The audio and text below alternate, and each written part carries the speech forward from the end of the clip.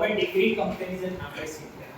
અગાઉમાં ડિગ્રીના મૂળ 3 પ્રકારો જોયા: પોઝિટિવ, કમ્પેરેટિવ અને સુપરલેટિવ. તો આ પોઝિટિવ, કમ્પેરેટિવ, સુપરલેટિવ ડિગ્રીમાં પોઝિટિવનો બેઝિક જોઈએ. એ બેઝિકમાં હવે આપણે અગાઉ તમે વિડિયો જોયો હશે એના પછી છે.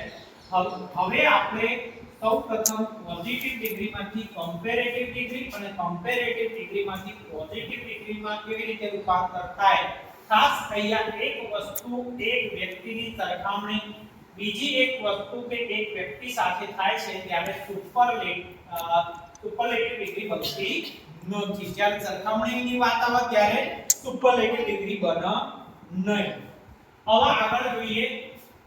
Ramesh is as tall as Mohammed. આ કઈ ડિગ્રી થઈ? પોઝિટિવ ડિગ્રી થઈ. બરાબર. હવે એના આપણે શું કરવાનું છે? કર્તા વિશેષણ અને કર્તા. તો એક કર્તા આ બાજુ આવી જાય અને આ બાજુ જશે ત્યારે કમ્પેરેટિવ ડિગ્રી બનશે. કેવી રીતે? તો Ramesh is as tall as Mahesh. Ramesh Mahesh જેટલો જ ઊંચો છે. tall એટલે ઊંચો. તો કર્તા વિશેષણ અને કર્તા. હવે મહેશના આગળ આયા. Mahesh is not taller than Ramesh. મતલબ એ થાય કે જો રમેશ મહેશ જેટલો જ ઊંચો હોય તો મહેશ કઈ રમેશથી મોટો ના હોય. બરાબર. તો એનું કમ્પેરેટિવ શું થાય? Mahesh is not taller than Ramesh. આ થઈ કમ્પેરેટિવ ડિગ્રી. અહીંયા રમેશ અને મહેશની સરખામણી કરાય છે.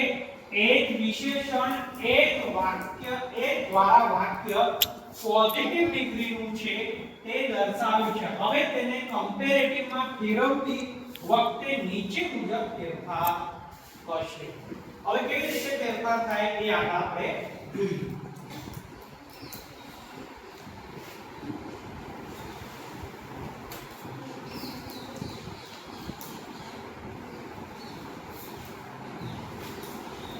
બંને અદલ બદલ થાય છે. સર્વનામમાં કોઈ ફેરફાર થતો નથી એટલે કે I નું મીનિંગ ન થાય. આ ડિગ્રી છે એટલે.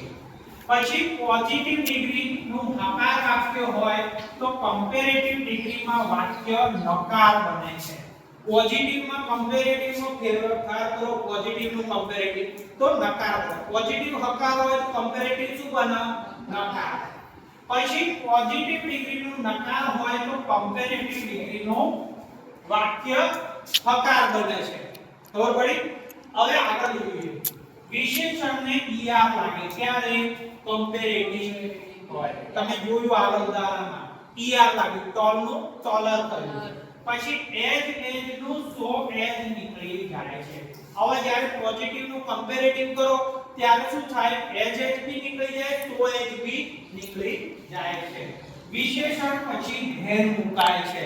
taller than, shorter than એ લખાય. પછી ઉપરાંત વાક્યનું રૂપાંતર આ પ્રમાણે થાય છે. આવી જ રીતે કમ્પેરેટિવ ડિગ્રીના વાક્યમાં પોઝિટિવ ડિગ્રીમાં ફેરવીએ ત્યારે er than નીકળી જાય છે, વાક્ય હકાર બને. તો વિશેષણ બાજુ as મુકાય છે અને નકાર હોય તો so as મુકાય. હકાર હોય તો શું મુકાય? પોઝિટિવમાં as અને નકાર હોય તો પોઝિટિવમાં so as. ક્લિયર? હવે દર્શન is stronger than Bhairavi. Comparative degree. હવે જો કમ્પેરેટિવ નું આપણે પોઝિટિવ માં ફેરવવાનું. પહેલા આપણે પોઝિટિવ નું કમ્પેરેટિવ માં ફેરવવાનું. તો શું આવે? Bhairavi is not so strong as દર્શન. Positive degree. તમને ખ્યાલ આવી ગયો? હવે જો કમ્પેરેટિવ ડિગ્રી હકાર છે, પોઝિટિવ ડિગ્રી શું બની? નકાર. તો આટલે સુધી આપણે સમજીએ.